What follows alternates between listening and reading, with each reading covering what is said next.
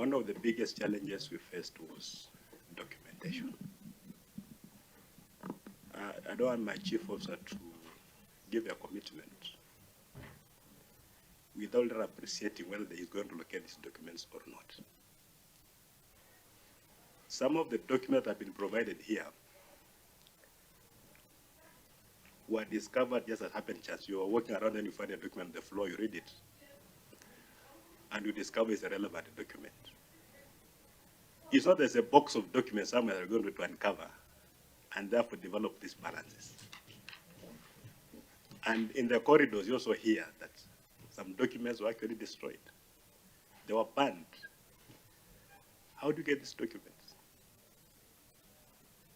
But we are saying because we are being audited for the first time, we try to come up with something to form a basis for subsequent audits. And although the auditors were not able to be given documents at the time of audit, through this process of kupekua here and there, we've been able to provide some basic information on these issues that they have looked at. And though they may not be 100% satisfied, I'm sure they can form a basis for us now to start auditing these entities. Because then if we still don't have the balances for 2022, to form a base for 2022, 23, for 23, 24, then we'll not have any audits going forward. At some point, maybe we may have to decide to bite the bullet and see what to do so that subsequently we have audits.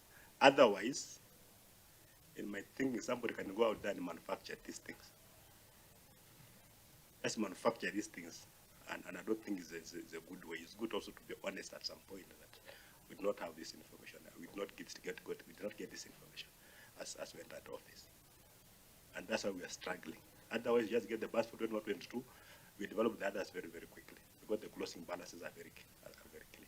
So where are you going to get the closing balances for 2021, 2022 if we don't have the records? And then we're going to be creative out there.